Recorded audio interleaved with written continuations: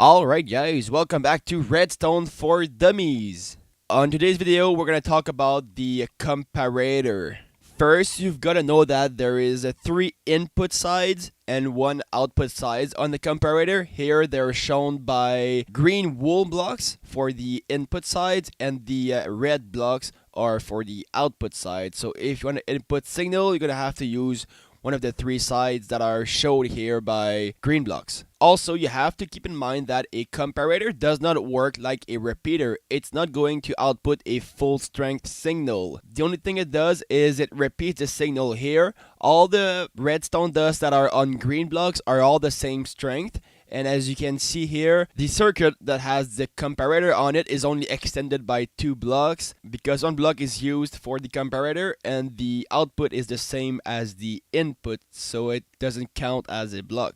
Basically, in other words, the strength of the signal that comes inside the comparator is always the same strength that will come out from its output. Alright, so the main function of a comparator is to compare signal strength.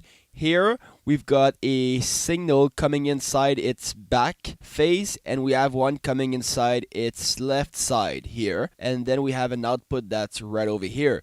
Basically, what the comparator does is it compares that strength to this strength right here. And it's only going to output signal if this strength here is weaker than the strength coming in from behind the comparator. So here you can see that the redstone circuit is 2 blocks long, meaning that it's stronger than this one that has 4 blocks. So here this redstone dust has a stronger signal than this one, so the comparator will output a signal that's as strong on this side that it is on the other side right here. And you're gonna see that if we do the opposite, if the signal that comes in from the side is stronger than the one coming in from the back of the comparator, nothing will be outputted. So it's only going to output if the side signal is weaker than the back signal. There is also another function that a comparator has, and you can toggle that function by right-clicking on the comparator to turn on this redstone torch that's on it here. When you activate a comparator, you will toggle its subtract mode. And here's what I mean by subtract. So here we've got a signal coming from this redstone torch that is 2 blocks long, meaning that this redstone dust here has a strength of 14, and on the side here we have this redstone line here that is 5 blocks long,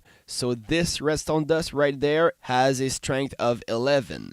So basically you're going to take the strength signal of whatever input you have either on the left or on the right side of the comparator, and you're going to subtract that amount by the signal strength that's coming in from the back of the comparator. Here you can see that if we do 14 minus 11, we get 3, and the output of the comparator is indeed 3. And if you have a signal that's coming in from one of the sides that is stronger than the one coming in from the back of the comparator, it's not gonna work.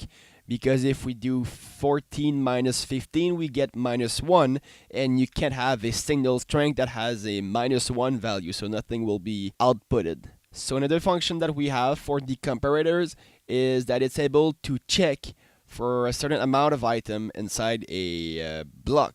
So here, depending on how many blocks we have in the chests, you're gonna get a output that's proportionally as big as the amount of item inside the chest. So here we've got a couple blocks here, and the strength is only 3 blocks long, and if we add more blocks inside the chest, you're gonna see that we have an output that's a lot longer. And that works for any container block. So here we have a hopper that has 1 stack in it, 3 blocks long, 2 stacks, and now it's 6 blocks long. So that works for anything that can have an item in it. The more items you're going to put inside the block, the stronger your signal will get. It can also be used with a cauldron, having a different strength signal for your current depending on how much water you have inside the cauldron. Also, if you use an end portal frame block, you're gonna get a full strength signal if the block has an eye of ender in it and not if it's empty. It's also good to know that if you use a comparator with an item frame, you can change the strength of the output signal by